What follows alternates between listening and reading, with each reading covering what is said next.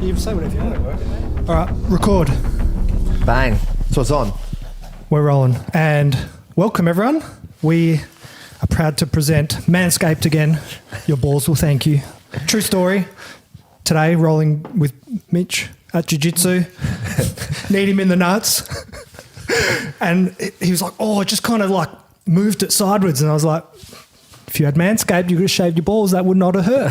Yeah, it all makes sense. It all makes sense now. Hey? The knee would have just slipped off. Eh? Yeah. It's Johnson, man. You should bring out your own little Manscaped. I don't think that would sell if you call it It's Johnson. And Timmy pointed out last week, I gave our code, which is Reapers, REAPERS, but apparently I didn't even say what it does, but it gives you 20% off. It's a frowned upon that I use mine to shape my beard as well. No, so did I. Yeah. It does everything. Just- Nose hairs and everything. Yeah, you just got to make sure you do your face before your balls. It doesn't matter, If you're does into it? that sort of thing. Oh, no, whatever, how filthy are you? It's all you. Well, I've been using Teabagging yourself. I've been using this too, the ball toner. And right now, so I got a good touch up. Did ya? I'm the most brownest balls over there. Oh, dear. So thanks to Manscaped. Yeah, and it's Johnson. Good to see you. Yeah, good to see you guys. Welcome, Mitch. What's news?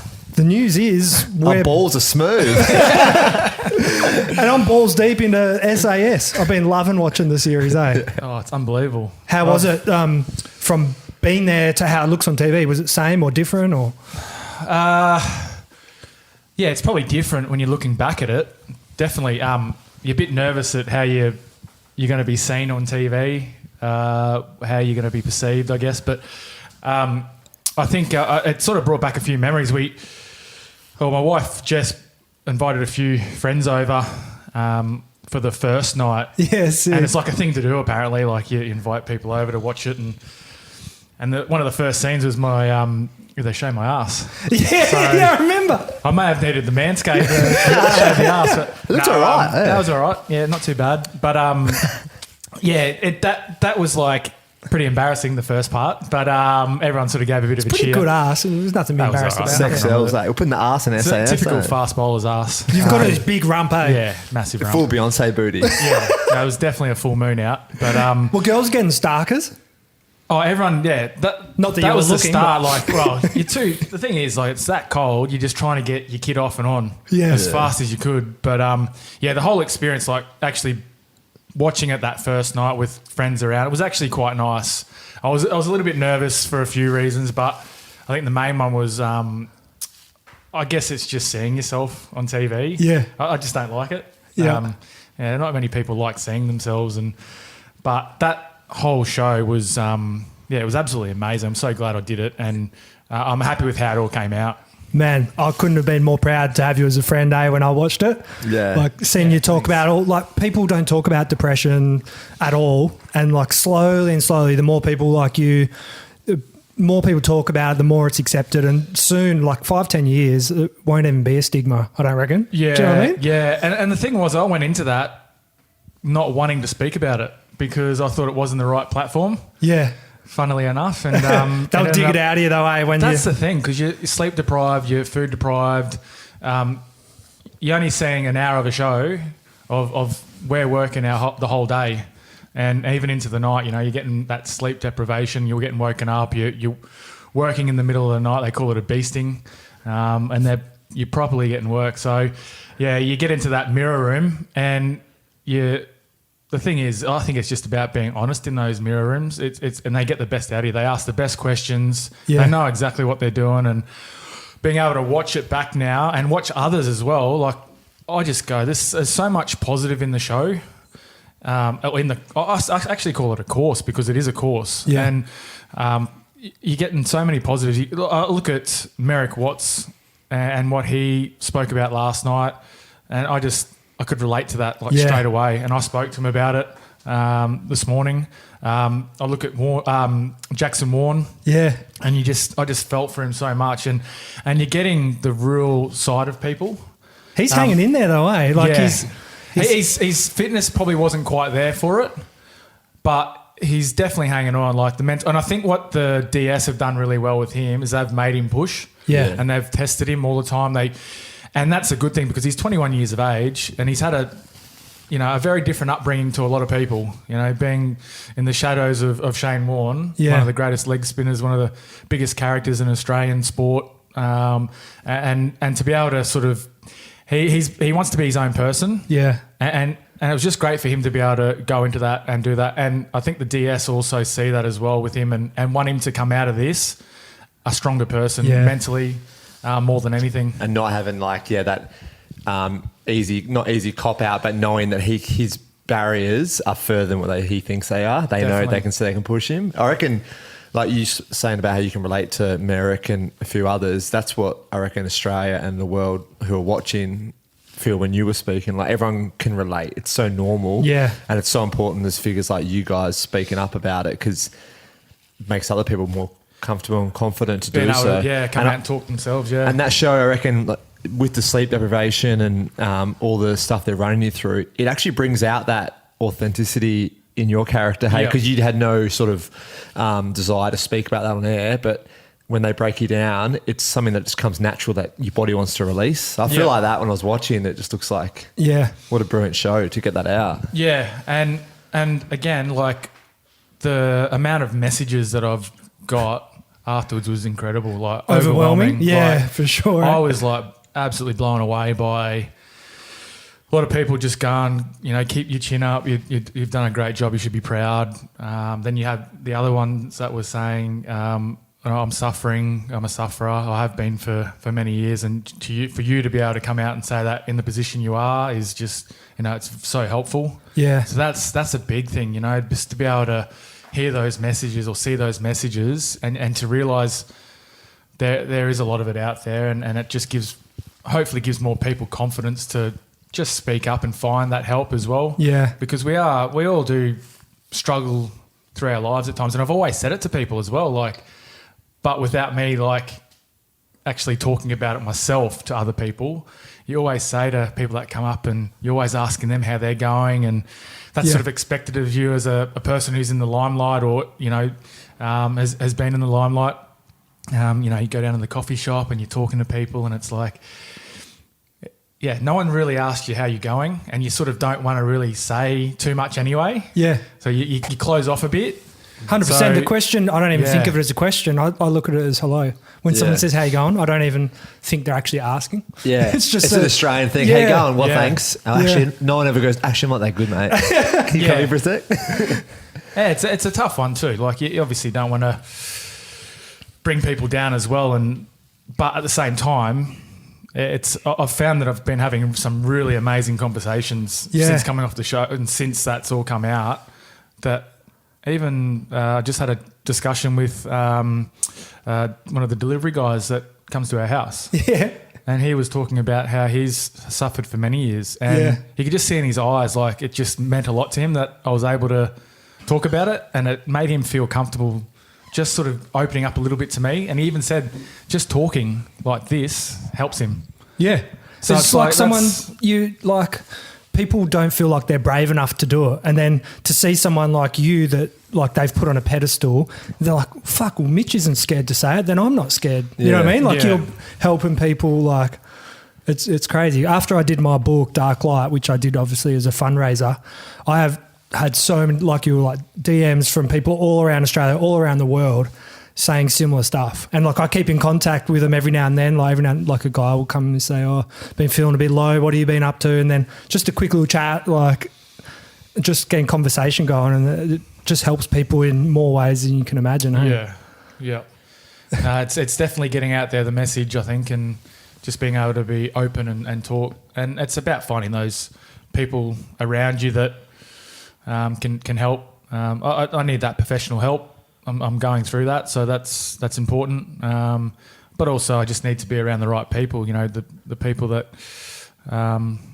have those similar values as well, that are going to keep you up and about and move you forward in life. Yeah.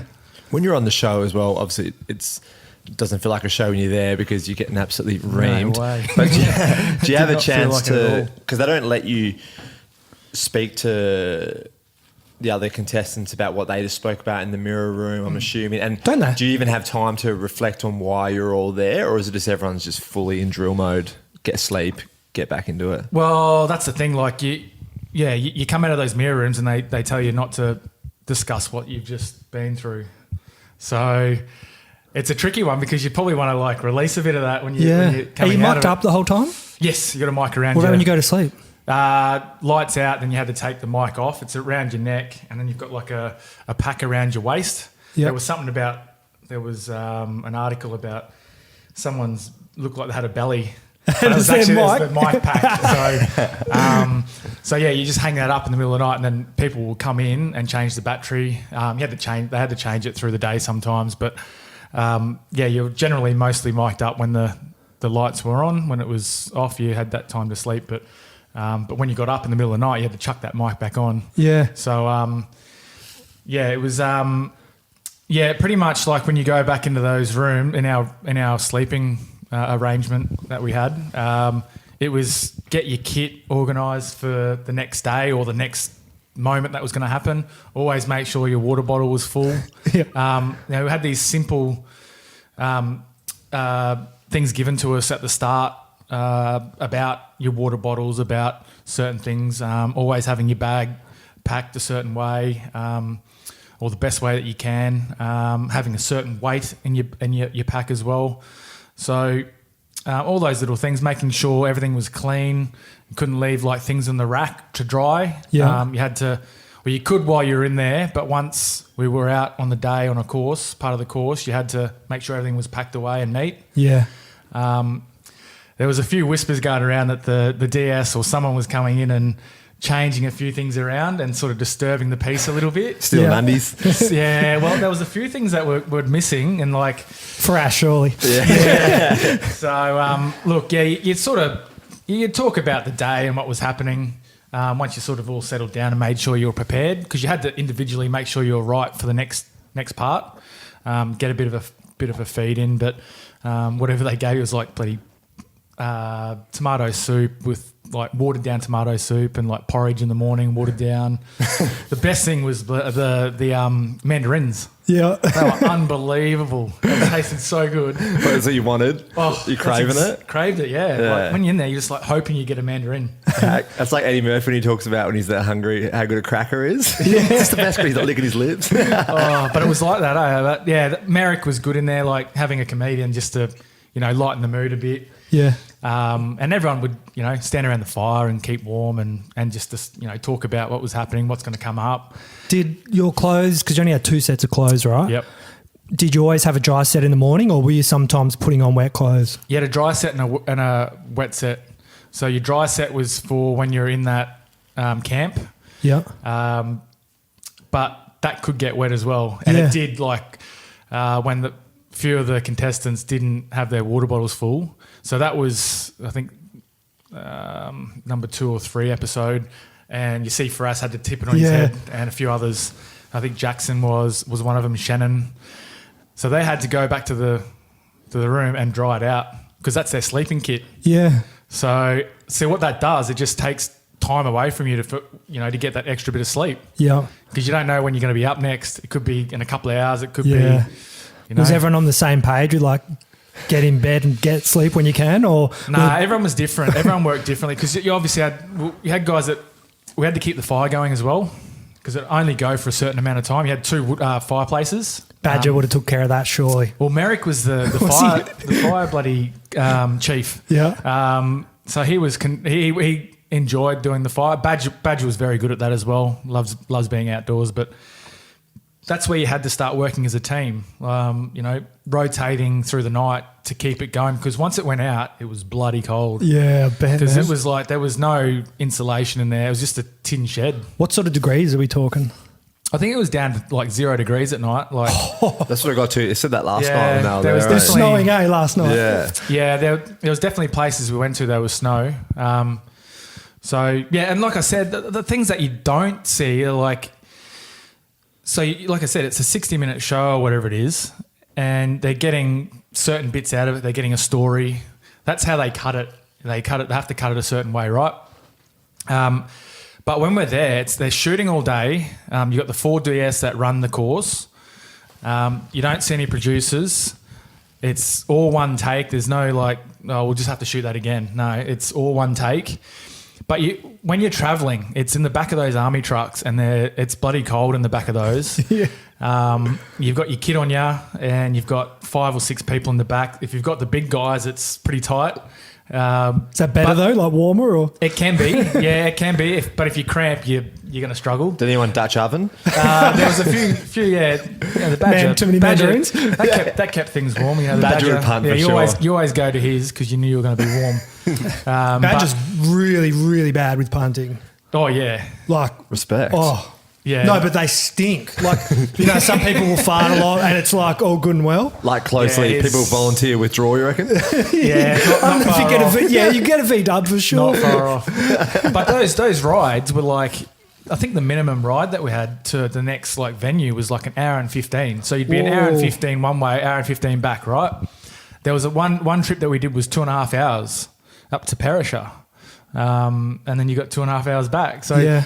you're in your head, like that's one of the hardest parts is like you're psyching yourself up or thinking of a way how you're going to get through the next part. And you're actually wasting a lot of energy. Yeah. So you've got to find ways to like block all that out and just it's actually one of Ant's books, Ant Middleton's books was Fear Bubble, and he talks about it like not getting yourself all worked up and thinking about the situation until you're close to that situation. Like you're just about to reach it, then you go for it. You're in that little fear bubble. Yeah. So because which being makes in sense that for 'cause you too just- long, because your adrenaline's going up and down. Yeah, and- you just burn yourself out. Yeah. So I think that's what it's designed to do, is to get you to try and block all that out. And it's really hard because everyone's talking about it as well. Oh, what's next? Are we going to like go on the ice here? Yeah. And you start to freak out. Like you start to think about it yourself. So Whole a couple of show's goods built were, on a couple of good guys were good. Like Merrick and the Badger were very good at meditating. I watched them a couple of times on the trips, and they were taking in a couple of deep breaths. Yeah. And, like they were really focusing on their breathing. Could you ever sneak a little nap in on that 2-hour trip? Yeah, Or? yeah, you could try. Yep, Yeah. I definitely found myself napping occasionally, but it's not a very long nap, but it's a needed one. You get that bit of energy. Yeah. For sure. You hear about like ultra marathon runners when Yeah. they sleep for like a couple of minutes and it perks them up Yeah. again. That and Middleton in his book, he was saying he used to do like in his real life training, they'd get I think it was like a truck almost out somewhere, and he'd go in first and lay underneath where everyone sits, and he was sleeping on his way to do these massive like Yeah, that's right.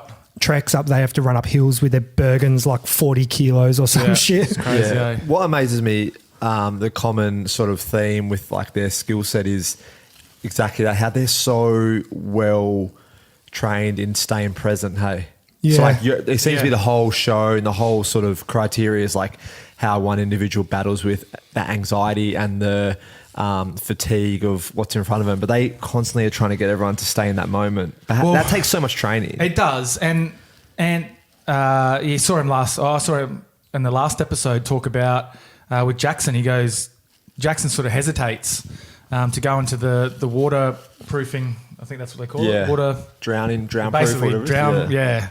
It looks intense. The water was actually quite cold. That the Merrick was saying actually to me this morning, but. That part, like you hear Ant say, get in the zone and just like use that energy. Yeah. So he says that to you a lot throughout the time that we're on there. So it's about being relaxed as much as possible before those situations come about, and then being in that moment and just owning it. And completing the task. Completing Like, the task. They're always about that. Like they simplified out, just focus on the task. Well, that's it. It was all simplistic stuff. Like it was all simple instruction. You do this, listen, then go and do it, and then switch off.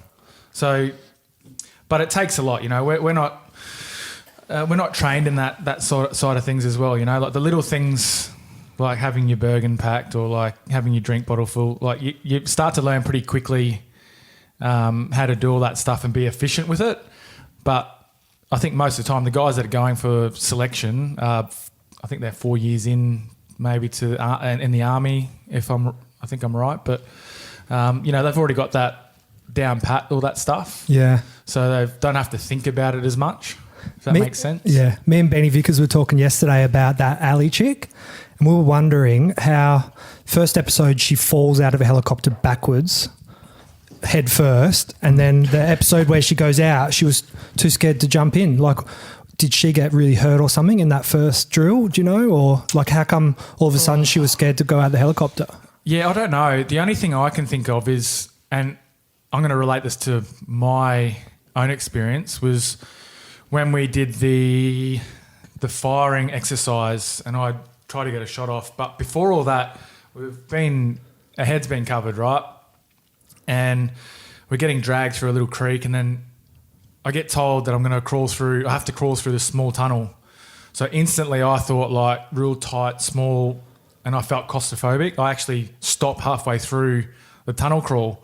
And looking back at it, the tunnel's huge. Yeah. Like you could probably walk through it.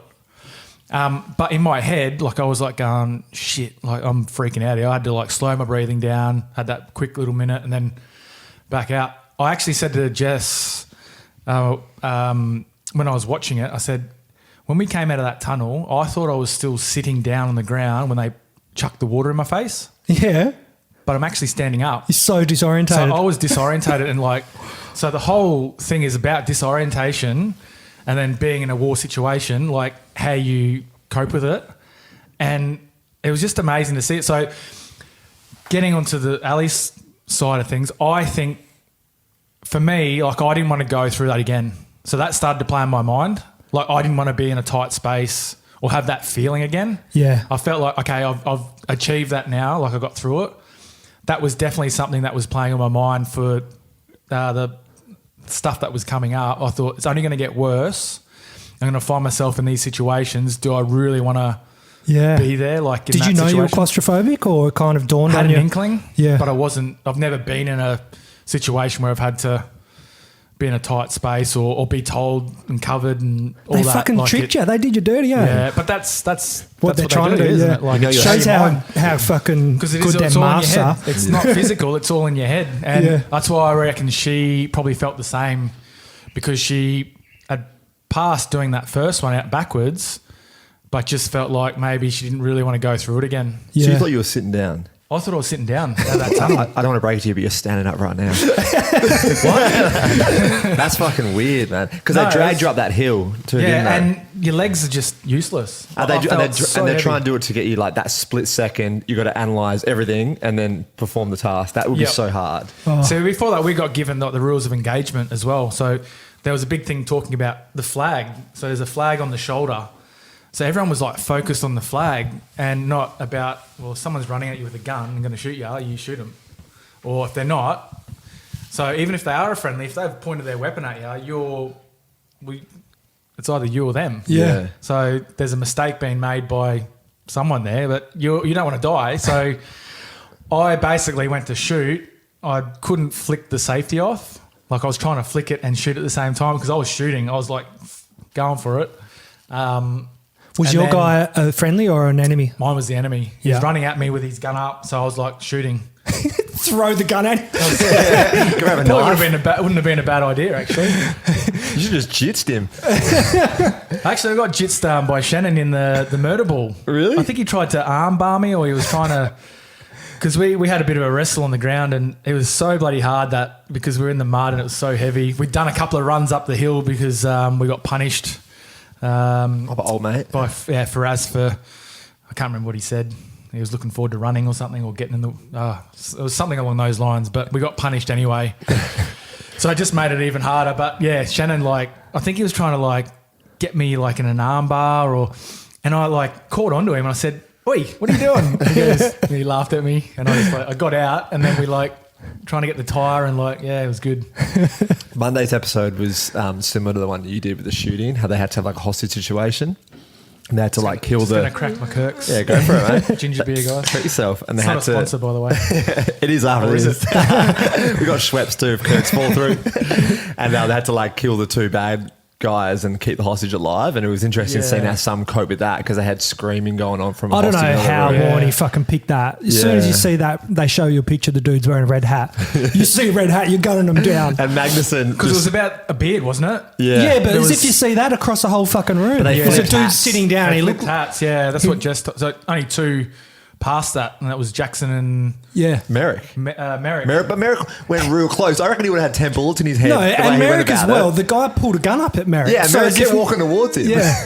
So Merrick knew to shoot him because he pointed a gun at him, whereas Yeah. Warney just fucking picked it. But I Maybe feel like does he Merrick- play poker or some shit? He plays poker. Yeah. Maybe But I feel that- like Merrick He advanced seems- real close. But Magnuson was the best. He just went in there. He shot everyone, He didn't he? sprayed. Some say he's still shooting. Like he just killed everyone in the room and in the other room. I did see his Instagram story post just before, and you could hear a lot of chuckles in the background. 'Cause Yeah. he had friends around watching it, and they just all pissing Oh, themselves. man, he laughing. went full Tony Montana. He was like, He thought it was Commando. And Scarface. apparently, people that haven't fired guns much with them guns because they're like semi-automatic or automatic. Apparently, they end up just spraying the roof because of Yeah. the kickback.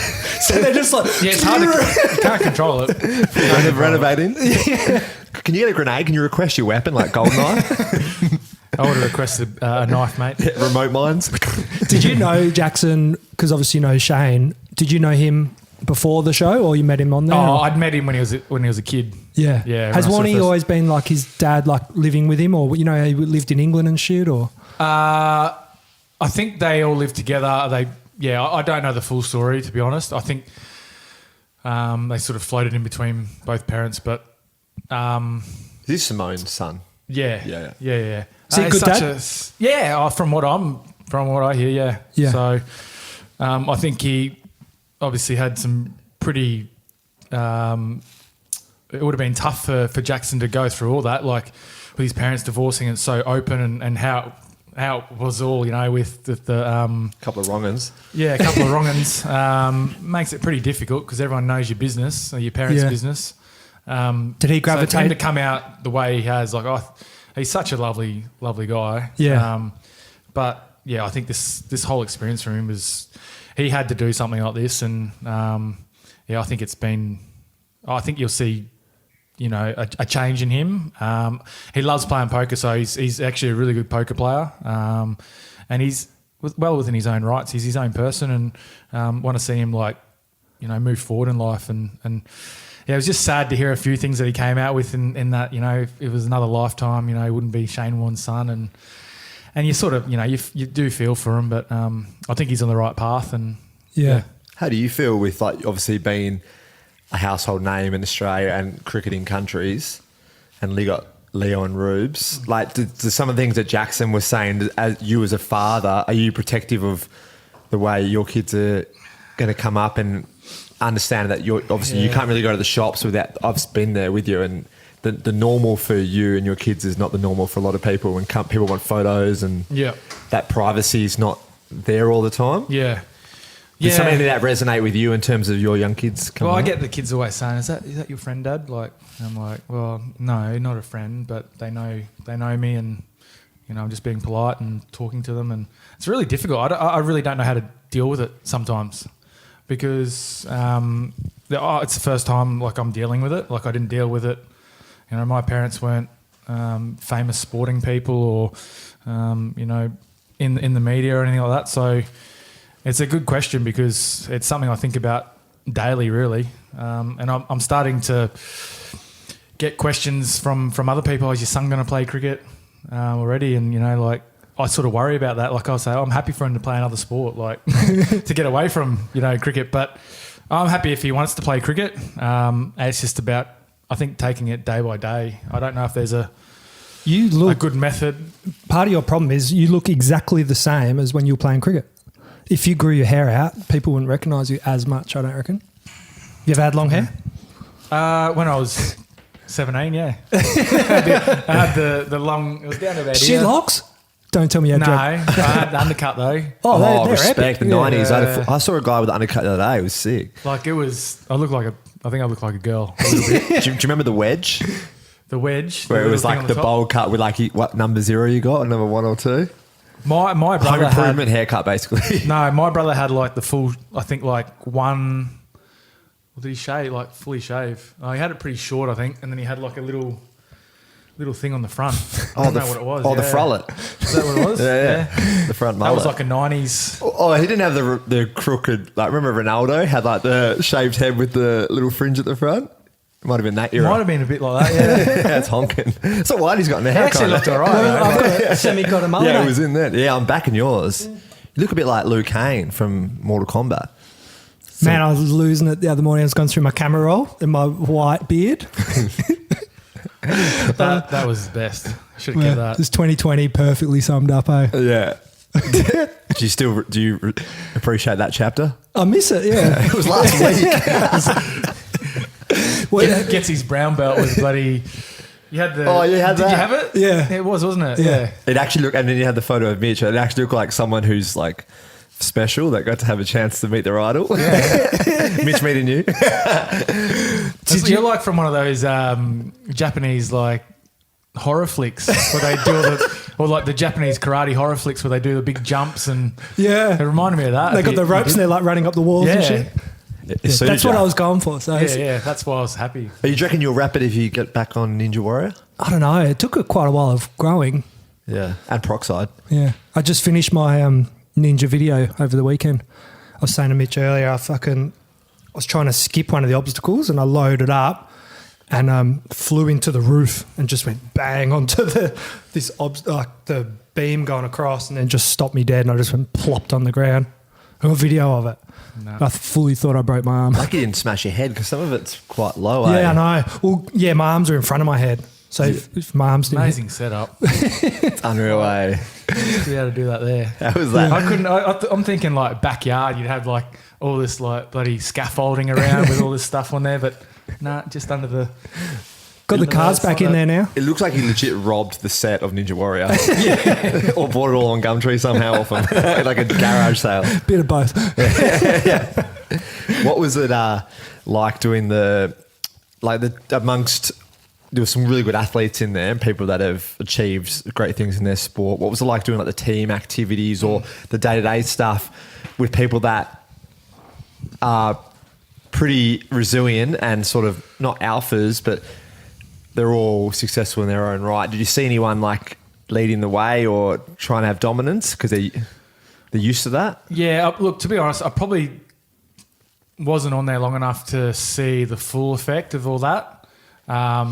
People were starting to gel together while I was on there, but I think you definitely look at the sporting people, and they were much easier for them to get on in the team environment side of things.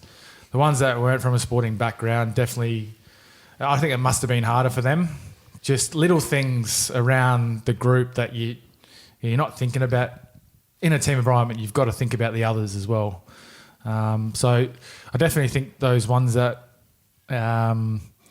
weren't from a team sport or been in that team environment before learn a lot about themselves and learn about that team environment and how it should work.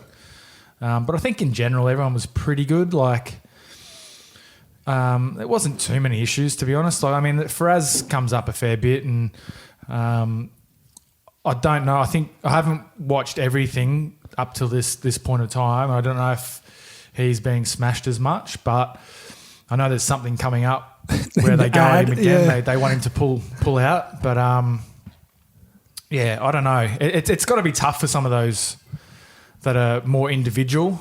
Yeah, to go into a team environment, because I know what it was like. I played tennis when I was younger, and it's a very individual sport, and you are focused on yourself. You don't have to worry about anyone else. And you do become quite selfish in a different way. Like even in a team sport, you are selfish, but you're being selfish for the team as well. Like, it's not just for yourself. Like you're getting yourself right, but it's because you need to be the best you can be for the team. Yeah. I mean, there was a few people in there that probably did struggle with that, but got better over time. And was there anyone that clicked really well that you kind of wouldn't have expected?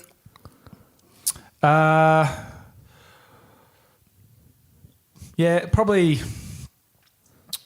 I quite liked Eden, and it was quite funny because I don't like those shows like the Love Island, the reality shows, and it's quite funny. I've just gone on a reality TV show. Definitely wasn't Love Island though. Yeah, definitely wasn't Love Island. That's for sure. But yeah, I think like I never saw him on that program, so I didn't know what he was like. So it was probably a good thing because I would have probably had too much of an opinion on him going in, but I quite liked him. I thought he was quite a nice guy. Was pretty passionate. He was in there for the right reasons. Like he wanted to experience what I think it was his grandfather had gone through in some way, and you know that's I love that kind of stuff and hearing those stories. So I thought he was quite good. You know, Badger was good. Obviously, he has a pretty good background in outdoors, but also he's got that switch as well, where he had to switch on and bash jigs. Fuck, he looked cold. but fuck, he looked cold all the time. Yeah. Jesus. I don't know how he survived it, because every day, like, I wasn't too bad until probably the back end of my time, where you start to think about the cold, like going, how long is this going to last? Like this cold, just being wet all the time. And that was most of the time you're just in the water, or you know, it's overcast conditions, it's freezing cold. It's crazy how much people's bodies different. Like if I go in a sauna with Sarah, I'll start sweating like probably 5-10 minutes. Yeah. And she won't have a drop of sweat till 20 minutes. Yeah. Like it's just our bodies just handle it. So, yeah. and it's the same with cold. I feel cold. I get cold so quick. Yeah. I tried to keep a little bit of weight on as well. Like I knew going in, there's that potential to lose weight, but also being cold, you want to try and have a little bit more on. But it's also the balance. You don't want to be too heavy, I think, like going in. But I think Merrick might have spoken about it. If he was to do it again, or even Faraz might have said they would have left a little bit of weight on. Oh, no, sorry, it was Shannon, I think. Yeah, he battled. Because he froze. He got hypothermia, yeah. Yeah. He did really well not to pull out there. He like kept going. Doing that he can't remember anything. Yeah, he said he couldn't remember anything. Lost like 45 minutes or something. He said. That's and crazy. I think they were going to pull him out because it's dangerous. Like you die. Like, and for him to go into that drown proofing, I was like, oh my god. They said it was. He was so still cold. semi-frozen. Well, he was like he basically was trying to get warm, and you just can't. Yeah. So that's the scary thing. Who's a WAFL girl? She's a weapon. Sabrina. She's doing so well. Yeah, The fact that she called Honey Badger out, that was like such confronting footage to watch, that they had to complete the task, and Honey Badger was never going to come off like good in that, but he did what he had to do, and he had to do it, and she respect to her for calling him out. Yeah. Is that true? Was it a second take? Like at the start he wasn't going hard, and then they made him? And then they made him? I think he backed off a little bit at one point, and they told him to keep going, basically. Like, and that's the thing, like, he's not in a win-win situation when it comes to you're looking at a TV show. But like we said, it didn't feel like a TV show. We're thinking you know, we know that we're not going for the SAS, but those guys were serious. Like the DS were like, this is no bullshit. This isn't a game. And it's not. Like we're taking it seriously because it's an opportunity for us to go through and get a bit of a taste of what selection's all about. Yeah. So it's an even playing field. Like I don't think, if you look at it and go, well, if it's a war situation, like it doesn't matter who you're up against. They're not going to like back down. Like, and that's the hard thing. Like I think in today's society is, you know, a lot of domestic violence and things like that, but there was never that wasn't domestic violence. No. And I'm really like, it annoys me when you hear like guys like Guy Sebastian come out and say that stuff. Like it's not domestic violence. Like it's a but totally different situation. He's virtue signaling. Yeah. Trying to like. He's trying to sell albums at Westfields. Yeah. So he just wants to get in the limelight. And I get people, it was confronting, like at first, like, and everyone sort of was like, whoa. But like you say, I spoke to Jess about this because she's got a karate background, right? And she used to train with guys all the time, and she absolutely hated it when they were going easy on her. Yeah. 'Cause she would know. She goes, stop taking it easy. I'm not going easy on you. You don't fucking take it easy on me. Yeah. She wanted them to go hard because that makes her better. And it's not like, it's not, basically they're not taking the piss out of her. It's like they're taking her seriously then. Yeah. What about the your mate and previous guest Your on mate? SAS on this show, who was SAS, and he spoke about his time and how he mentioned about the women when you're overseas, some of those combat situations are the worst. They're the scariest, and the kids, which is really sad, but you don't know who to trust. You don't know what's going on. That's the thing. Like, it's such a tough job. Like, they've got these rules of engagement, whereas the enemy don't. They've got no rules.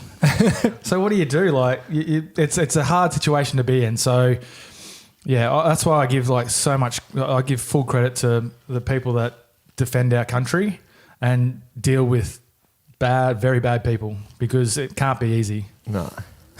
Yeah, it's crazy. How's season 5? I'm just near the end, and there's a girl in it that was going pretty well, but she was having like little panic attacks, and she got through to in the interrogation stage, and she was doing really well, and then they just decided to pull her out of it, and then they pulled her out, and she's like, "What are you doing? I can do this," and they're like, "This is like serious. Like we're worried about." We know you're handling it, but mentally you can get lost in there, like, because obviously they stop you breathing, you can't see anything. They're playing like it's actual serious. Like you can have like proper psychological damage from it. Where were they? Is this on the English version? That was the English version. Yeah, I remember seeing that one. Yeah, she was gutted, but I think it was probably the right decision. They know what they're doing. Like, those guys wouldn't just pull them out for... Exactly. They've got people, they've got psychs, they've got doctors all there, like, looking in on all that. So, they've got that help around there for that reason, because, if you get to the point of, like, where you go too far, and this is something I thought about as well, like, if I took myself further than I needed to, like, and just get into a bad, like, place, I'm not sure I would have got out of it. Yeah. And you'd sort of hope that there'd be that duty of care, I guess, in that way. For someone to just step in and save you from yourself almost. It's pretty scary that you can actually get to that point. Yeah. You think about it. What do the SAS guys do? Where do they sleep? They get like double bed, king size beds next to you? Yeah, the Hilton was just around the corner. Penthouse suites. No, they were just next door. And do they engage with you when the cameras aren't on? Well, the cameras are on all the whole time, aren't they? Cameras in our base. There was cameras all set up everywhere, so you couldn't escape them. There was like probably 15 cameras in the room. But they're not walking past like a chicken palmy while you're having your soup and your mandarin. Nah, they're eating good though. I'd say they'd have some decent food. They wouldn't be eating the same as us. Yeah. But they're getting probably as much sleep as us, if not sometimes less. Yeah, because they've got to film other stuff when you're sleeping. Other stuff. So they're pretty. They work their asses off. They're it looks like they're there for fun and games. It looks like they don't feel the cold. That ant guy, like you guys are all in the water and wet, and he just looks like the mud falls off him, hey? Well, the first time he jumps out of that helicopter, he goes back. He actually said it was. I think he said it was too high. He landed wrong. He goes, the helicopter might have been a bit too high. Did they show it? I remember showing him like just the headshot as he fell backwards. Did they show it? Yeah, they show it. But he comes soon and everyone's like going, "Whoa, this is mad dog. Look at him." And he comes in and he's short, but he's like a nugget. He's wide. His chest is like massive. I thought you were going to be like, he's like, help. Holding his neck. Knee crutches. No, and he walks over like, not shivering one bit, and he had to speak to us, right? Yeah. But that's just getting out of that water, and we're like going, it can't be that cold then. Like, you get in, it's like, oh my God. I get out and you're like, yeah. But that's experience right there. You know, he knows how to switch on and off. He's been through some shit. I watched that Mutiny show. Yep. He sails for 60 days in a freaking boat with, it was like about 6 or 8 of them. Yeah. What for?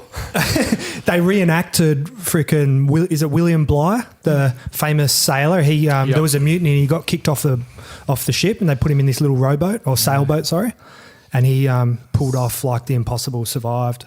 So they experience it like they go as close as they can with materials and all that, like how the boat was. And the dude had a journal. Yeah. The Bligh dude. So they follow it to a T. Yeah. They stop in the same places. That's pretty cool. Oh, it's a sick show. Are these all on YouTube? That's on, Channel 4. He does heaps of like crazy stuff. He did the Everest. Have you seen the Everest one? Nah. Oh, I read it in his book, and then you see like little clips there's clips on YouTube as well, I think. But he talks about almost dying at the top of Everest. Like basically got to the top and like it was a whiteout. Like he couldn't see his hand in front of his face, and he thought he was going to die. Can't stop there and they just leave him, eh? Yeah. He'd do it without Sherpas too, I reckon, eh? He was the Sherpa. Yeah, well, that was the thing that he Both talks roles. about. There's a lot of people, like rich people, going up there with all these Sherpas that are carrying all their gear, but he would carry all his gear. He had I think he had a Sherpa with him, but they all carried their own gear. So he said that's part of it. Like for him, he actually got on the piss because what happens is, right, you got to go up and down to get like acclimatized. So you go up a certain distance, come down a little bit, go back up, and you go up a couple of times. So that's why it takes quite a long time to get up, they say. But he sort of cut it a bit short, went down to had a couple of days off, went to the bar that was at the hotel and got fucking on it for like 4 days. And he goes, probably wasn't the best thing to do. And then he goes back, he goes up to the top. It's like almost dies. Makes it even harder, eh? Just for the It's challenge. like, yeah, just to challenge himself more. Might as well do a hungover. Like the Queen's Gambit. Have you watched that? How good is it? Have you seen it? I haven't The seen Queen's it, no. Gambit. Have you heard about it? I have heard, yeah. I don't know how it's interesting. It's a chick playing chess in the 60s, but it's like one of the best shows I've ever watched. That's your next haircut too, I reckon. Her haircut. She's got the bangs on the spot. You wouldn't even like chess, eh? And No, you- I do now. Yeah. I'm more of a checkers guy, but that's just due to intelligence. Yeah, but I she don't was have the getting IQ she was for getting chess. real she was getting real pissed before the biggest match of her life and shit like that. Yeah, right. How good is it when but she always had substance abuse, eh? How Yeah, she's a kid yeah. and she finds the med jar. Yeah. So good. Yeah, you got to watch it. It sounds I like gotta- I've tried to heard. sell the show to like 3 people and they're like, "What's it about?" I'm like, "Oh, it's a chick that plays chess," and they like look at me. Like, Well, it's unsellable, but the way... yeah, but why it's is it like- good? I don't even know why it's good. Well, but that's it. I read a review on it, and even the reviewer couldn't really sell it, but just said, "Trust me on it." Like it's good because it's such a bland storyline, but it's like beautifully done. It's like Yeah. a good time, but it's way too much slow pace compared to the SAS. it's not even real, and I'm comparing. Yeah, chess to SAS. I don't know what to think now. I'm not sure I will watch She it. backflips out of a helicopter. Lands chess, on a yeah. pawn, Checkmate. hops on the horse. The knight, should I say? You got to get onto it. It's fucking good. We got to play. Do you know how to play chess? No, but I'm keen to learn. It sucked me in. Yeah, it's a Do you? sick. Yeah. I used to love it. Did ya? Were Yeah. you in the chess club? Nah, I was never like a proper player. Like I can like play, but in the bodyboard world, every now and then we'd get a few people that were keen. And Thordo, he was the best at it. Really? Yeah. Who else? Any Aussies good? Just Thordo Just was Thordo, definitely the that was best. it. Yeah. I just did that just to Pastime. relax. Yeah, like some days onshore and you got a whole day to kill. So did you have any idea in that show the gameplay they were talking about? Oh, I and knew it moves? all, yeah. Did you? Yeah. For me, it just looked like someone who's dyslexic looking at a spelling book. I just couldn't read what was going on. I can't do I can't read like 5-6 moves ahead though, like she can. Yeah. You know what I mean? But like the basic strategies like Sicilian defense, stuff like that. You know some of that. It made me want to just research it. Yeah. There's like that, the very first thing, like everyone does that. There's like a 5-move checkmate. You learn that pretty quick, like the simple stuff. But the way I don't know the name of every square and shit. You know, they do notation and all that. Like, yeah. And they're like obsessed. They're obsessed so with like, sport. and it's it's a game you can't hide in. Like, you can't fluke a win against a good player. Like, they'll just cook you. Yeah. Similar to jiu-jitsu? More so in chess, I reckon. Yeah. So I'm just looking at the picture that you've got there. Oh, you, thinking, yeah. oh. Is that your body? Bloody hell. 40 years of age there, or You borrowed mine. ripped as anything? Weapon, Look at eh? the size of him. Did they send that to you, or you requested? They sent the actual picture I printed up, but they send you all your photos. Yep. Yeah. Looks like you just get a bunch of photos, hey, on that show. Yeah, send through a few. Yeah. So I just think I might get one put up as well. What was it like? None looking like that, but Yeah. Is it hard to watch back though, the photos and the videos? Is it traumatizing or is it growing? Yeah, well, the last 2 episodes of that I was in was quite difficult, but good at the same time. Actually, I found watching the guys, all of them suffer in that water one the other day on the beach. And they'd link arms, and then they got punished. And watching Shayna basically like stop because she was gone. I actually got quite sort of felt for him, you know, like it was like, oh my God, like that is like she's gone to her very, very end. Like you could just tell, like it wasn't like just pulling out. Yeah. It was she couldn't go any further. So it was like I'm feeling for him. 100%. Like you get that. I don't know. It's doing something. I don't know if you guys are saying that as well. Like you're getting a feeling as well. Like it's pretty amazing that you can get that feeling from just watching a. There's a difference show. though from what because I've watched like Ninja Warrior, like season 3 or whatever, and thought I could get a sense for it. And then after I did season 4, and then I watched back the footage from season 4, because you relate senses to it, like you know where bits are, where the toilet block is, and it's more real to you. So when you see all that stuff, like you were in that same car, they go there, you know what I mean? That'll bring back way more emotions than it would for us. Well, I actually, because I'm gonna like say that's probably you doing that show. Like physically, you're like in amazing shape, but it's still a mental game, right?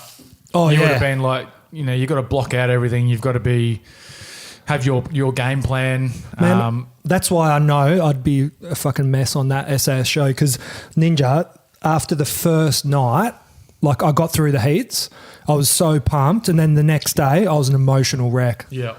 Like fully sad and just like rattled, like lack of sleep.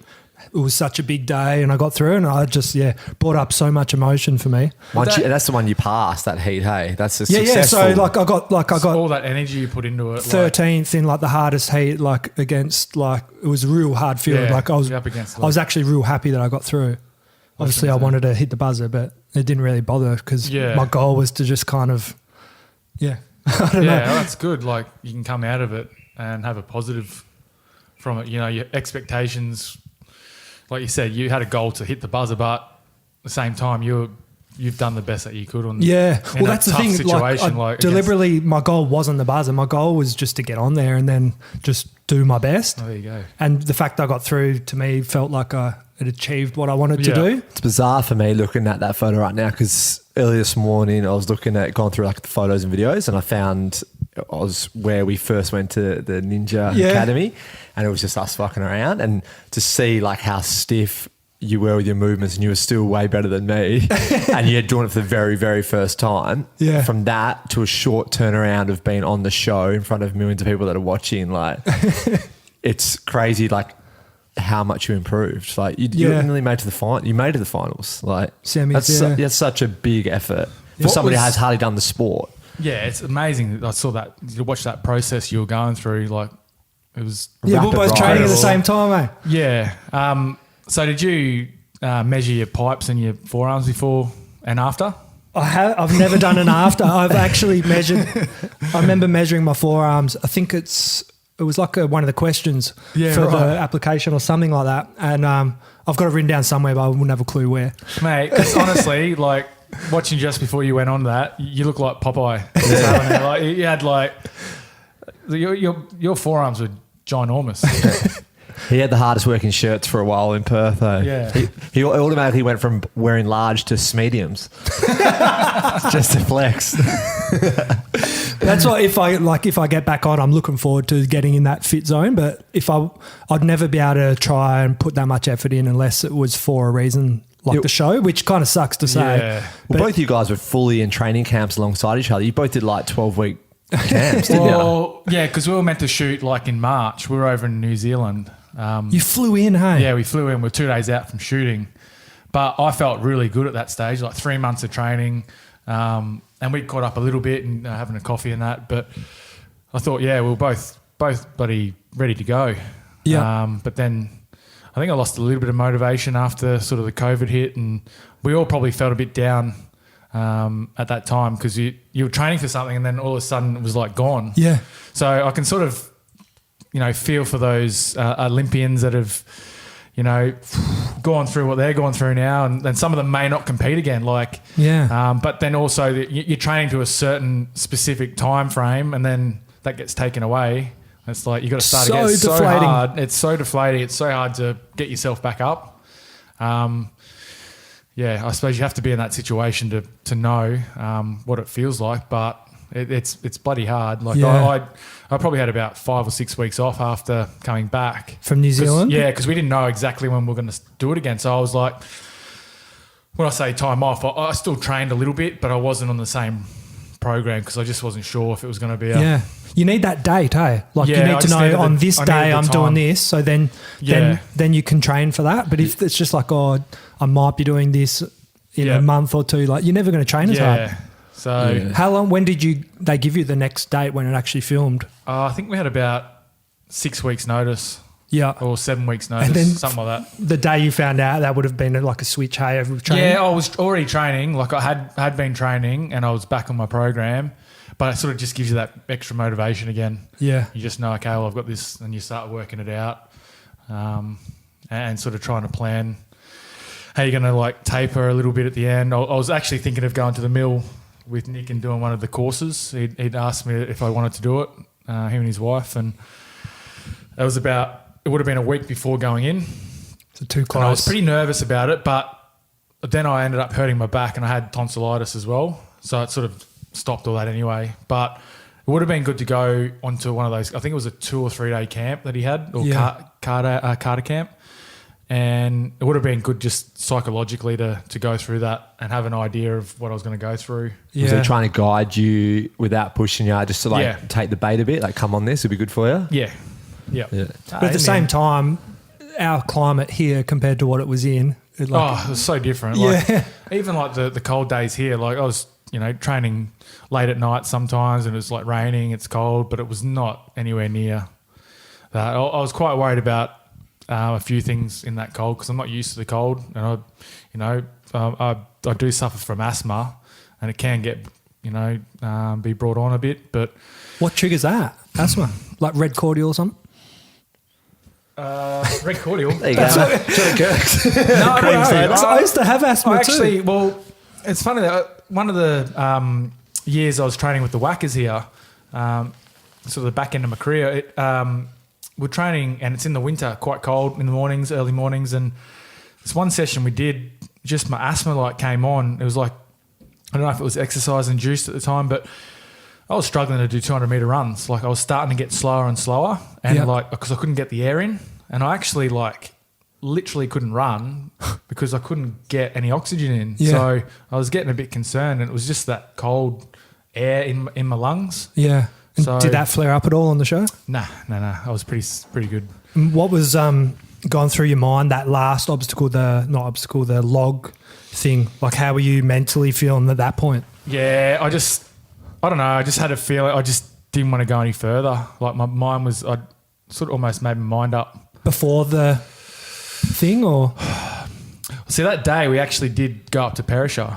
So we had a 2.5 hour drive up, and there was a blizzard up there. So we didn't do the activity up there. And then we had to drive 2.5 hours back, and I'm thinking, right, what's next now? Like, what are we going to do? And What were you meant to be doing up at Perisher? I think it was the ice challenge. So like jump in the ice holes. Oh, yeah. And then do the hike.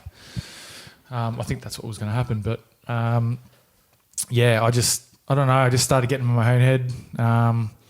My back was like getting a bit sore. So I was like thinking, I can use that as an excuse. My hands were like blowing up. Like they were really painful.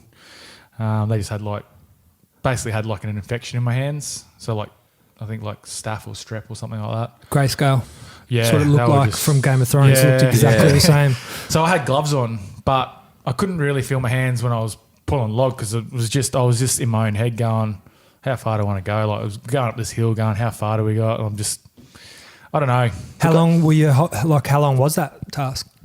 Honestly, don't know. We've been, I think it was about a 4 or 5K hike. Yeah, I remember they said that at the start. They were like, remember when they can't briefed him with remember. the log and they go, it's a 5 kilometre walk, and this is where teamwork's going to have to come into it. People at the front, middle and back going to have to rotate. Yeah. I was thinking to myself, 5Ks, because that's standard up and what I down, usually run. I'm like, that's fucking so far with a log. I couldn't ever picture myself doing that. Yeah. Because we walked through like creek beds and stuff like that, which were really tight. I got squashed in one of them, like one turn. Ghetto booty or Yeah, ghetto booty. And then you had to go under a fence where there was water. So we had to but the team, that's where the team communication wasn't quite there. It wasn't like we were running a team. It was just move basically. Yeah. So that rotation should have been better because I sort of found myself at the back a lot and it's quite heavy at the back. And I just sort of thought, you know what, like I got to the point of like, felt like I didn't need to prove myself at that time. Like, I don't Yeah. know. I'd sort of, yeah. I'm not I was disappointed at the time, not now. Like, I look back at it, I got the most out of the process that I went through, and it was the best thing for me. So I still take a lot of, I'd take more positive out of that. 100%. Yeah. And the credit to your strength and like leaving no excuses out there. You didn't even bring up your hands, and they didn't show your hands, and then you could see that Ant and all them had mad respect for you when they showed how much you just got on with the job. But they were like elephantitis hands. You know what I mean? And they must have been like, mate, how'd you even... I look like to me, and I have no idea, but looking in, it looked like they were like, fuck, respect that you lasted this long, almost. Yeah, I guess so. Like, I could only go that far, like, with how my mind was. And like I said, there's no excuses in the end. That's just as far as I could go. Like, and I look back at the footage, and I was a bit worried about sort of how I broke down, and but that's because it meant a lot to me at the time, and I really wanted to get through. But again, like I said, like, I think I got a lot more out of it than what I expected. Well, that's the thing. It's a weird show because there's no winner. You know what I mean? Like, yeah, it's everyone's a winner, as cliche as it is. Hey, like, just well, that's the prove thing. it. Everyone's in there for a different reason, right? Like, you look at Roxy. Roxy was in there for a minute, a bit of a fame, bit of money, whatever it was. She wasn't in there to push herself. You could clearly see that, but everyone was in there for different reasons. And this is what I spoke to Merrick about earlier, and he was just saying, yeah, everyone's in there for a different reason. There's no winners. Like, how you get through it, if you come out of that and you've got something out of that, like a massive positive, that's winning, I guess, in the end, if that makes sense. yeah. That was like after Ninja, I was saying to Buddha, I think I've said it on here before, like some people come up and they're like, oh, that sucks, you fell off. And like, I didn't really care. Like, obviously I would love to have got to the end, but it was such a positive experience. Just, it didn't even matter where I got. You got what you wanted out of it. That's the thing. Like, it's like the personal growth you experience. There's an expectation, like that's how I went in. I felt like there was an expectation I should get through, and I put that expectation on myself. But there's also that, I guess, people perceive you in a way, and that you should, you're fit. You should be able to get through something like that. And I think, I think ultimately, it's you got to be happy. Well, I'm happy with how I finished, like you are. Like, you got what you wanted out of it, and that's the main thing. Like, it's not about finishing. Like, there's no shame in not completing. Like, I look at it, completing an SAS course. Like, there's no shame in it, like, at all. Yeah. There's some crazy stats. Like, it's not for everyone. Like, maybe 6 people out of a whole course get through. Like, I think Billy talks about he had 280 odd or something, 13 got through, or I don't know, it was some low number. Yeah. So, like, there's hardened, like, army dudes that, you go in and you've got an expectation. You want to be an SAS man, but then you're in there. It's like, well, you start to question yourself. Like, do I really want to? Yeah. But that's like, you just think about, you've done that now, and it's like life lessons, life experiences. Like, you've done that. That's stored in you, all their memories and all the things you learn from it. It just helps you with the rest of your life. It's just like another string to your bow, kind of. Yeah.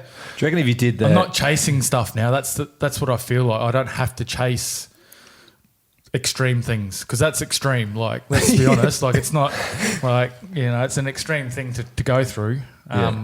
I don't feel like I need to do that. Yeah. Like now. Like, tick it off. Yeah. Even before going on there, I was probably doubting myself a little bit, and even Jess picked up on it, because I wasn't as energetic as I was in March. The first time. Yeah. She goes, the first time you might have maybe gone a bit further or finished it, maybe.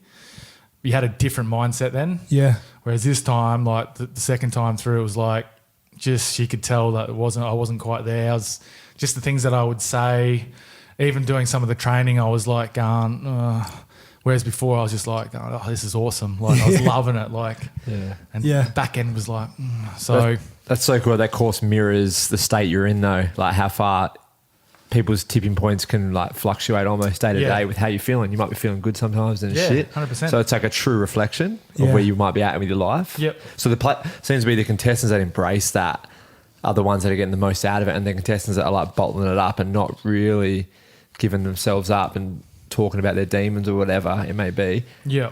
Are kind of almost not, they're kidding themselves a little bit. They're not getting the true experience. Yeah, I agree. Yeah, definitely. It's not just the show. There's a lot more behind it.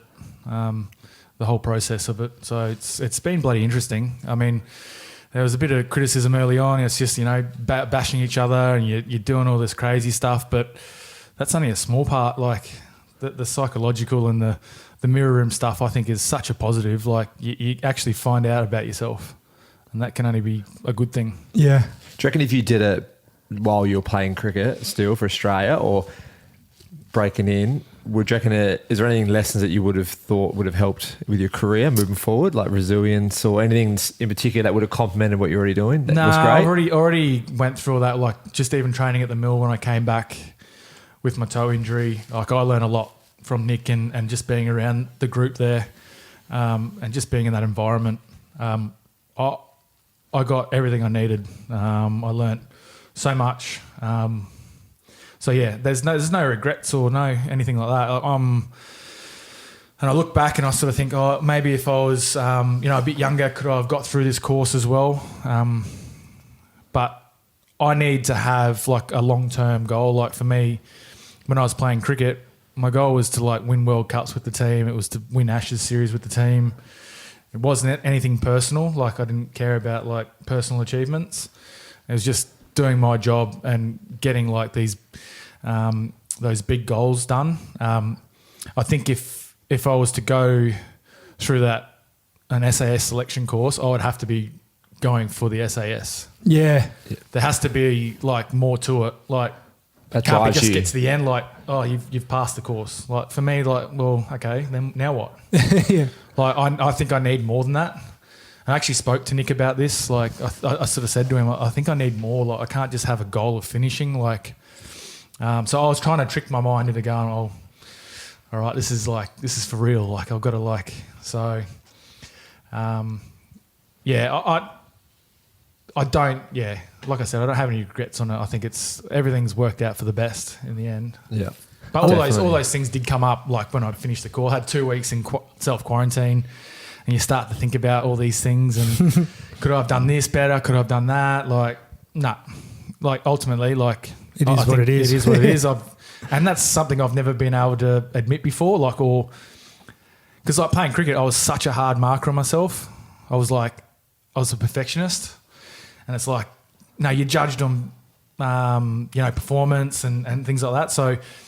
you had to be hard on yourself at times, but you also had to be fair on yourself as well. So I think that's what I've learnt. You know, I'm not being hard on myself now. And I think, sort of finishing or doing what I did on the course and coming out and talking about the depression. I spoke about ADHD as well, but not on the show. It was in an article, but just sort of been able to speak about that stuff and come out with it. It just makes me feel so much better, and like I said, I can now continue on, move on forward in my life, and I'm going to look into different avenues to see if there is a way to keep that conversation going. Fuck yeah. I went to a comedy show at Astor, Rory Lowe's, and Wolfie was there and Pinder. And just randomly, I sat next to Harry, the ice cream guy from Survivor. Did you ever watch Survivor?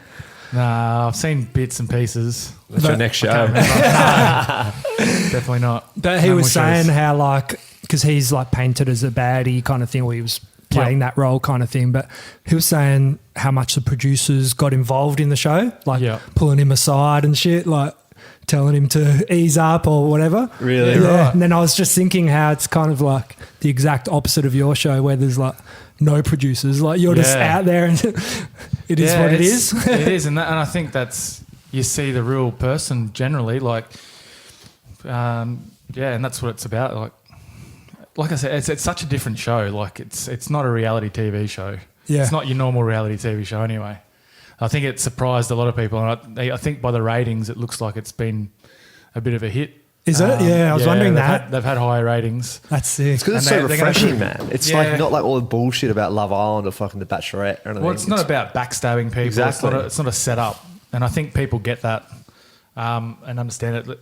Yeah, the TV aspect is still there with how they cut it into like in a 60-minute. They've got to cut it. You can't keep all the footage, right? So you've got to cut it a certain way. But I think that the way they cut it is beneficial to the person, and it's based around them as a person. Yeah. I think that makes sense. Did he blindside you while you were there, Harry? Yeah, he sold me up the wrong way up the freaking to leave up the rows. Yeah. There's like a big crowd, and he's like, "Oh, let's go this way." So I started walking this way. I looked back, and he stayed there. He had a little sign up with your name on it. Too. It was a sick night though. Yeah, good gig. Spillman couldn't make it. He does like this John Hughes impersonation. It's this comedian we had on here. Yeah. He's fucking hilarious. He had the whole crowd like in hysterics. He's so good at putting on that voice, eh? Yeah. and they were all good. Yeah, Wolfie killed it. And Rory did. I have to go along. Need a good laugh. Yeah. We'll get you up, mate. Get you on definitely stage, won't eh? be doing it, eh? I used to go in Brizzy. We used to go to a comedy club there. I just remember it was the beers that you get four in a bucket for $10 or something. That's all I was worried about. Yeah, today. 4X? Man, the Comedy Lounge. Nah, it wasn't 4X. I can't remember what it was. Tui's, I think it was. Dingo Brewing. Get behind them. Pie Life. I'd smashed a few of them in Roto. Bet you did. Fucking hell. Yeah, Comedy Lounge, Perth. We're going to get you guys to come along. Sarah was there the other week. Yeah, sure. Yeah. Man, talk about resilience, me having lack of it. If I was on the SAS show and there was a water one, I fully got so seasick the other day on the way to Rotterdam. Did you? Yeah. Oh, you got seasick on the ski at the right. Yeah. But it was, wrong the with you? ferry was like brutal. And I've never thrown up on the ferry on the over there. And it was like 3 metre swell, like crooked southerly. And I got on there and we had Charlie first time over there, like on the pram. And it was one of those ones I had to put the brakes on it and make sure he was sitting down because you couldn't even walk down the ferry without like Did he fall stumbling. asleep? Nah, man, he set me off. So we went out the back. He got sick. Yeah, it was water spraying all over the ferry. Like it was proper rough. And we had him locked in. I felt so sorry for him because he was sitting there and he didn't look too bad. We just thought he was crying because didn't want to be in his pram and on the boat. And then I was like, we'll see if he gets a bit of seasickness. And he just started to get pale white. I started feeling it. And then we lied him back, trying to get him to sleep. And he just vomited everywhere. So we're like trying to sit him up. And then as soon as I saw him vomit, I just started burling up in the bag. No. And then this Asian lady next to me was burling up. And we're all in it together. And that was like 7 minutes in. So it was a 45-minute trip. Nah, I felt so bad. I tapped out. Like I was sitting there, hands in head and just thrown up in this bag and just counting every minute while he was crying the whole 45 minutes. But at the start, were you allowed to hold him, no? Yeah, but it just, you think if you're laying flat though. and the ocean's gone that's the worst. Yeah, I know. It felt so bad. And Alicia was looking after him and she was crook, but she just flipped into mother mode, like where she just bypassed it. Yeah. And we were just the rookies. So brutal. What about, were you dreading the way home? I was about to volunteer retire as well. Withdraw. Just jump off the boat. No, I was fine on the way home. It was normal. It was proper, like, just crooked swell and wind. Yeah. Oh, gross. How was Roto apart from that? So good. How did you get all the gophers like this? Just oldest trick in the book. Just said I'd pulled a hamstring. From the violent yak? Yeah. So I said my dad's 67, he needs one. And they're like, you got to go back and get him. And I was like, all right, really? And I go, we're literally staying at the hotel. She goes, I got to see him to prove that he's real. So I went over there and told Dad I was trying to hire 2 gophers for me and Alicia because Dad was over with us. And he was like, I'm not fucking walking over there. And then I go, can I just take a photo of you with your license? As he's having beers on the balcony. Took a photo of him. He looks real like tired and like vulnerable. Played it up for the camera. I went back and look, he was too sore to walk over. But that's him. She goes, all right, I believe you. But I like played up with the limp I had. And so I just did the drop off, drove one to the hotel, walked back, got the next one. And then me, Alicia and Charlie just cruised around the island. Unreal. Everyone was loving them. So good. Yeah. They're the best thing ever because the bikes over there just cane your ass. It feels like you've been raped. And like the gophers are just a pleasure to drive. Yeah, right. Yeah. You looked like you had a ball. Yeah, it was good. The new hotel there is so good. the Samphire. Yeah. Well, it's not the same hotel. They just renovated it. But they've got like the full European beach club style. It's worth going to. How many days did you do? 3 nights. Nice. Yeah, it was good. The wedding was a treat too. Thanks for that. Charlie loved it. Nice. All right, Mitch. Well, thanks so much for coming in. Yeah, no worries. It's good to be back. Cool hearing all them stories. Good to have you back. Do you know? Third time? Fourth time? I don't know, mate. I lost count. You're up there with Louis Finnegan. Did I see they're doing another show next year or something? Yeah, they've confirmed that, I think. Yeah, Celebrity or they're doing another celebrity one, I think. Yeah, Fuck, we better get this podcast up and running. I want to get on there. I've had a few guys want to go on. yeah. So Lee Castledine is pretty keen from Survivor. He'd be real good. Yeah. Peter Siddle. Pistol. Yeah. Pistol Pete. His new haircut's doing a bit. Yeah. He's quite busy up front, up top. He's keen to do it. Are they all asking you like, "Fuck, should I do it?" Yeah, they're like, what do you think? I was like, it was worth it. I said, bloody like toughest thing I've ever done. Like psychologically, just you have to be prepared. Yeah. Because there are a lot of stuff that'll come out. There was a couple of messages coming through, like pretty keen to do it, but like that nervous sort of like question mark type of thing, like.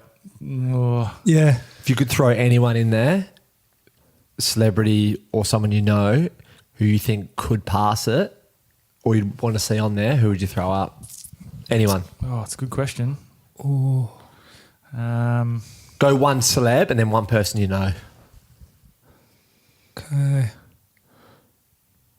All right, someone I know that because we semi-talked about it when he was here, Della, as a person, I reckon he could do it. Any of them sort of MMA dudes, they're pretty Strong. determined. And celeb, who would do good? Who do you want to see on there or who would do good? Yeah. Oh, whatever you want. I'd like to see an epic fail, like someone pretty prim. Someone that will be under 6 hours. Yeah, I don't reckon anyone. No one will beat that. I think that was the worst ever. 6 hours. Yeah, she didn't even last a school day. She's like She got paid. claiming so it. she's happy. Yeah. Trying to think who would be good.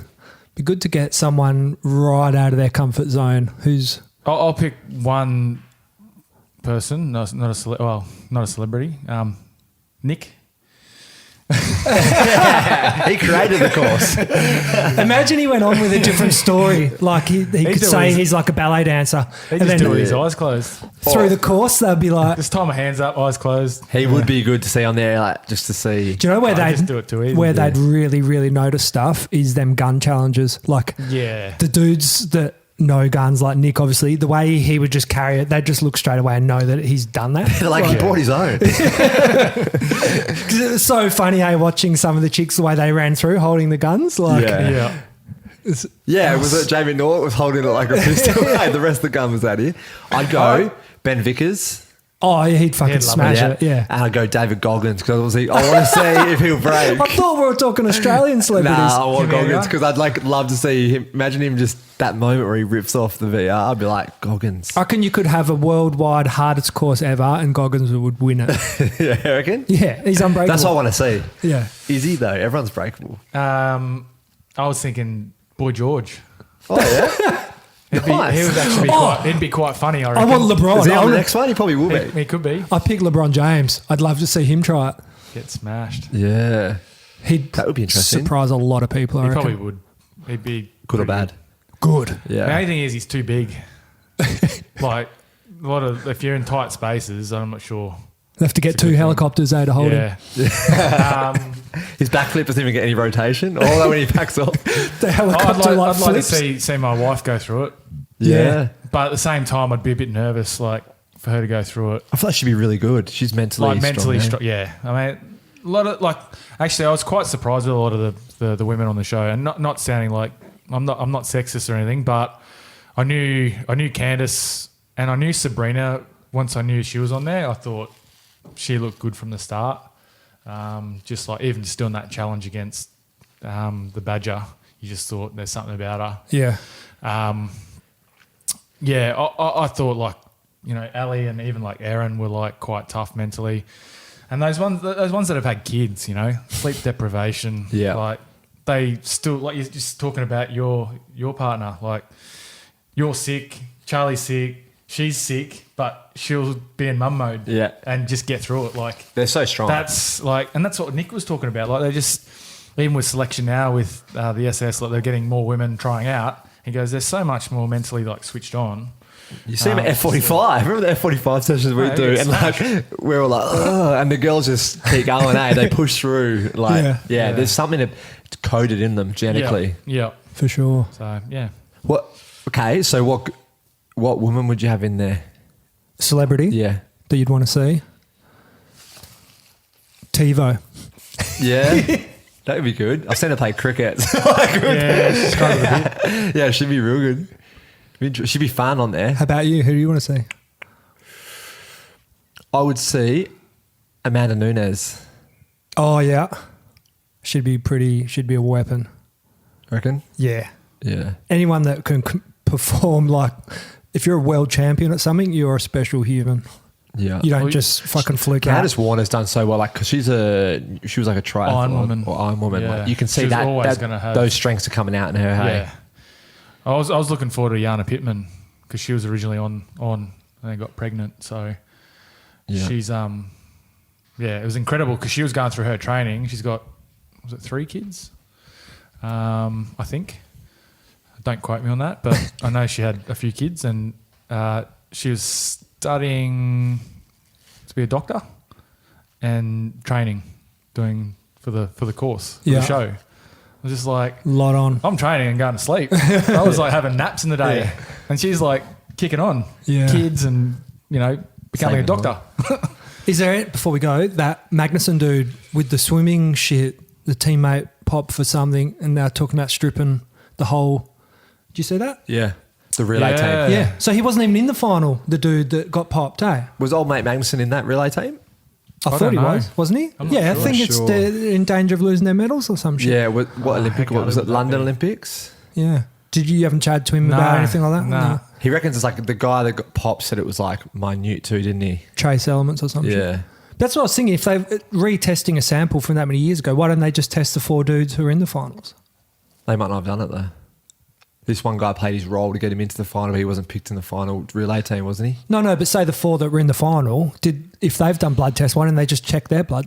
Yeah, but I think it's because the team game, like if that guy filled his role to get him to the final, they're saying that played a part in them Australia getting there. So did he swim in the semis or something? I think he swam in one of the, okay. So something like that. So everyone gets casted with the same.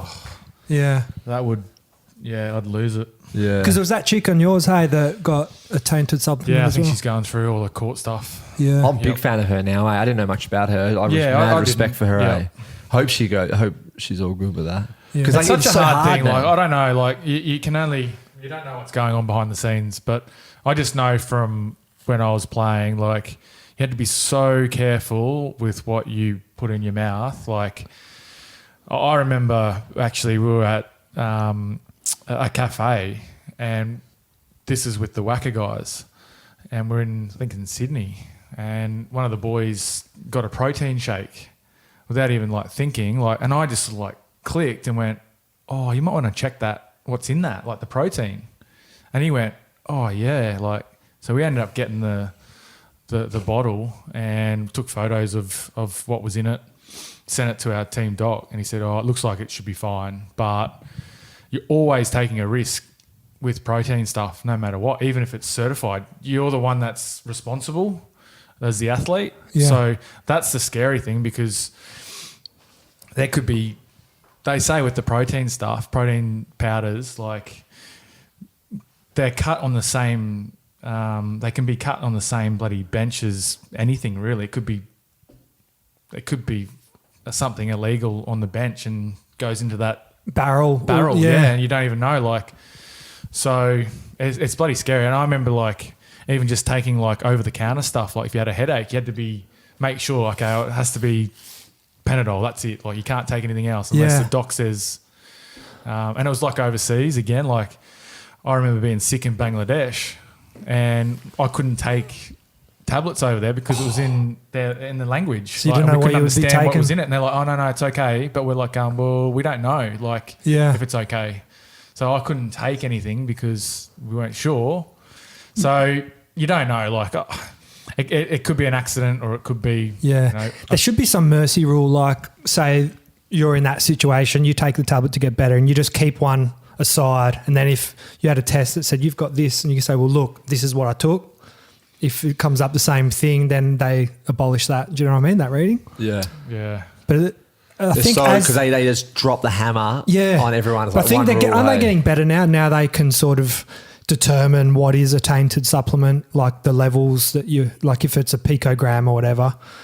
You know what I mean? It's all a bit murky still. Like that's why the whole John Jones thing was a bit weird. Like I feel like there's some people that get away with more and then they just throw the book at others. It's all a bit sus because hers, I'm pretty sure there's a few examples of people that have like that picogram and they're still getting like 2 years, 3 years. And it's like for an Olympic athlete, what's your window? You got a small window.